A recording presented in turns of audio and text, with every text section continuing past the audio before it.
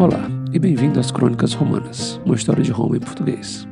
Episódio 36, Espanha contra Roma, ou Sertório, o espião de um olho só. Nesse podcast, exploramos as figuras mais fascinantes da Roma antiga, mas não apenas os senadores e imperadores.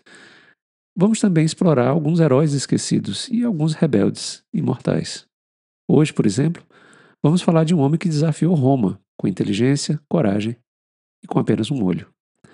Hoje vamos conhecer o Quintus Sertório, um general que foi espião entre os símbrios, amigo de piratas, virou lenda entre os lusitanos e os espanhóis e foi um profeta de um cervo albino.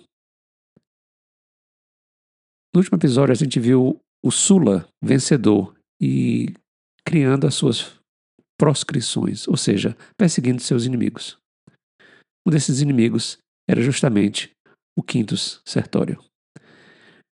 A história do Sertório começa no final do século II a.C., quando ele era ainda um jovem, ambicioso da cidade de Núrcia, ou seja, ele era um homus novo, assim como o Caio Mário, que a gente conheceu também. Não era romano de Roma, né? Ele era um romano de uma cidade próxima de Roma. A Núrcia fica ali na Úmbria, no centro da Itália. Como ele tinha muito talento como soldado, ele foi para o norte, na época daquela guerra contra os símbrios, que estava sendo liderada pelo Caio Mário, justamente pelo Caio Mário, né? Mas o Sertório acabou não sendo apenas um guerreiro nessa guerra. Como ele era astuto, ele foi convocado pelo Caio Mário para ser um espião romano, infiltrado entre os símbrios. Ou seja, o Sertório se disfarçou de símbrio, aprendeu o idioma deles, viveu entre eles, observando os costumes, as estratégias e até as fraquezas. Qual era a missão dele? Trazer informações para que o Caio Mário, que iria liderar a batalha, que iria derrotar os símbrios, né, tivesse informações sobre como atacá-los. Então você imagina um jovem romano sozinho entre os bárbaros como um espião, né, numa época da antiguidade. E ele só tinha a própria inteligência para sobreviver ali entre os seus inimigos. E ele sobreviveu. Anos mais tarde, após enfrentar as guerras civis em Roma e ser proscrito pelo Sulla, o ditador, o Sertório fugiu, né? E onde é que ele se escondeu? Num local bem improvável, entre os piratas que viviam ali pelo Mediterrâneo, nas costas, entre a costa ali da Europa e a costa do norte da África. Entre esses piratas, o Sertório encontrou aliados e encontrou meios de viajar com segurança entre a Europa e o norte da África. Dizem que, em troca de proteção e de conselhos militares, ele ganhou o respeito desses homens fora da lei, né? Mas a jornada dele não terminou no mar. Um novo chamado o aguardava do outro lado da Espanha. No ano de 80 a.C., o Sertório foi convidado pelos lusitanos, aquele povo que a gente conhece bem, que deu origem aos portugueses, que vivia ali no oeste da Península Ibérica, onde hoje é Portugal, que eles precisavam de um líder. Eles precisavam de um líder para continuar a resistência contra o domínio romano. E o domínio especificamente do Sulla, que era inimigo do Sertório. O Sertório aceitou ser líder dos lusitanos, aprendeu a língua local, usou os costumes, né, e acabou conquistando muitos o respeito e a admiração dos povos hispânicos, tanto dos celto-ibéricos quanto dos lusitanos. Ele unificou muitas dessas tribos com uma causa, né? Lutar contra Roma. Nesse momento, ele forma um exército popular, treina os camponeses como legionários, cria uma espécie de senado alternativo para governar os territórios onde ele controlava, porque ele não era só um rebelde, ele era uma espécie de visionário, né? Durante a Guerra Civil, mas aí é um visionário de um olho só, né? Durante a Guerra Civil, o Sertório perdeu um olho, né? Alguns dizem batalha, outros historiadores dizem que foi um acidente, mas isso nunca foi um obstáculo para ele. Pelo contrário, o olhar único dele se tornou um símbolo entre os seus seguidores, né? O Plutarco, inclusive, que escreve a vida dos Sertórios, ele conta que chama atenção para o número de generais, de grandes generais, que tinham somente um olho, né? O Plutarco cita o Filipe da Macedônia, que é o pai do Alexandre o Grande, e o Aníbal, que era o terror dos romanos, né? Eles dois eram caolhos, né? Mais perto da nossa cultura e da nossa história, temos a figura do Virgulino Ferreira, vulgo Lampião, que também tinha um olho só. Enquanto muitos viam uma deficiência, né, os lusitanos e os espanhóis viram como uma marca do Sertório ser escolhido dos deuses e de sobreviver àquelas batalhas, né? E essa imagem mítica dele se fortaleceria com a chegada de uma cerva albina foi dada de presente a ele por um camponês ibérico, tá certo? Era um animal dócil, né, e raro, e ele treinou essa cerva albina para segui-lo, para ficar com ele a todo lado, né? O Sertório dizia para os ibéricos que essa cerva era mensageira da deusa Diana, né, a deusa da caça, e que sussurrava conselhos divinos para ele nos sonhos, né?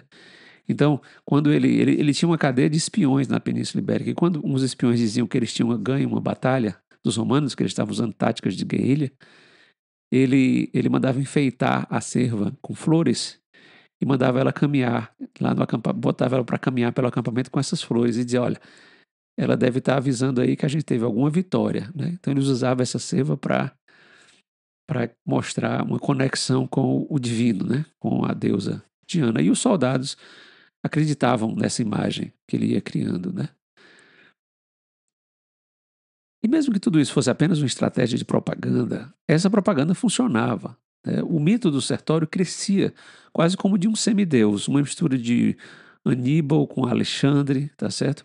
E a fama dele chegou até a Ásia, até ali o reino do Ponto, onde a gente já conheceu o rei Mitrídates, né? O rei Mitrídates mandou uma proposta para o Sertório de que eles juntassem forças contra Roma, tá certo? Só que o Sertório, apesar dele de liderar essa, essas tropas, esses grupos rebeldes ibéricos contra Roma, ele sempre se considerou um romano, tá certo? Ele nunca deixou de se considerar romano. E o que ele fez na Península Ibérica foi, na verdade, formalizar a romanização da Península Ibérica, que a gente vai falar sobre isso mais um pouco. Outra história famosa do Sertório é que ele usava gestos e histórias para passar lições para os soldados dele, né? Certa vez ele reuniu os seus homens e mandou trazer 2 cavalos, um forte, robusto, outro fraco, né? Magro. Ao lado do primeiro cavalo, ele colocou um soldado franzino e ao lado do segundo, um homem muito grande e forte. Ambos receberam a mesma tarefa, arrancar o rabo do cavalo, tá certo? O homem forte tenta puxar o rabo como um todo, né? Ele puxa com força e falha, tá certo? O fraco, o soldado mais fraco, que está do lado do cavalo forte, vai arrancando fio por fio, tá certo? E consegue tirar todo o rabo do cavalo. Essa história é para que os soldados vissem que a vitória contra Roma não iria vir da força bruta, tá certo? Mas da persistência estratégica, golpe por golpe, com uma espécie de guerra de guerrilha, né? Que hoje a gente chama de guerra de guerrilha, tá certo?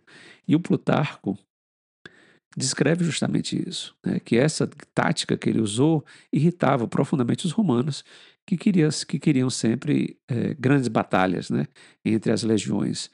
O Sertório tinha tropas menores, os romanos tinham mais de 10 vezes o número de soldados na Península Ibérica do que o Sertório, e ele teve muitas vitórias, tá certo? Muitas vitórias contra os romanos, que mandaram contra ele 2 generais famosos. Primeiro, Metellus, que era um general já bem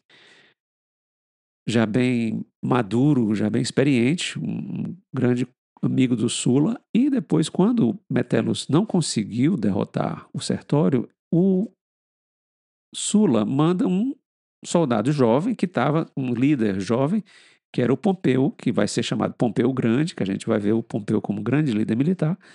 O Sula manda o Pompeu também para tentar derrotar os Sertórios. Nenhum deles dois consegue derrotar o Sertório em batalha, tá certo? Inclusive o Sertório dava apelido para eles, né? Eles chamavam Metellus de a velha, né? A velha, porque ele era uma pessoa bem mais velha, e ele chamava o Pompeu de o moleque, né? O menino. E isso os soldados achavam muito bons. Mas como muitas figuras lendárias, né, revolucionárias, o Sertório não escapou da tragédia, né? Apesar da sua habilidade e, de fato, por conta de suas habilidades e da popularidade que ele tinha na Península Ibérica, começaram a ver os seus próprios aliados começaram a se sentir incomodados, né, com a fama dele e com a notoriedade. E um dos seus oficiais, no ano 72 a.C., um oficial que era um patrício, que não gostava de ser comandado por um plebeu, né, porque a gente tem que lembrar que o Sertório, como homos novos, né, como um homem novo, um novo homem em Roma, não era um patrício.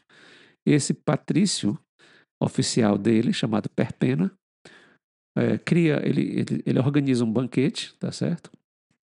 E combina com os soldados para que os soldados ajam de uma maneira bem vulgar, tá certo? E o Sertório era um cara muito disciplinado e muito. Ele não gostava da coisa das pessoas serem vulgares e baixas e tal. E aí ele dá as costas para esse grupo que está se comportando de maneira indigna. E quando ele dá as costas, o grupo cerca e o mata, né, com várias facadas. É, com a morte do Sertório, né, a rebelião na Península Ibérica vai ser facilmente dominada. Roma respira aliviada e o povo da Espanha, da Península Ibérica, chora, né? De certa forma, o Quinto Sertório foi o grande, talvez, o último grande romano da República, né, da República Romana, a lutar por um ideal antes da era dos ditadores e, finalmente, dos imperadores, né? Ele foi chamado de rebelde por uns, foi chamado de heróis por outro, e ainda hoje é lembrado nas terras lusitanas, portuguesas e espanholas, na Península Ibérica, como um símbolo de resistência, de justiça e de visão. Um homem de um olho só, mas que via muito longe, muito mais longe do que muitos dos seus contemporâneos.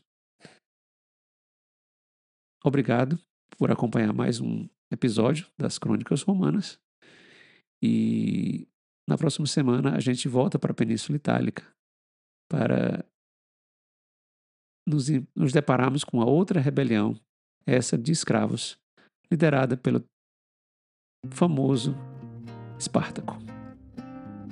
A gente se encontra.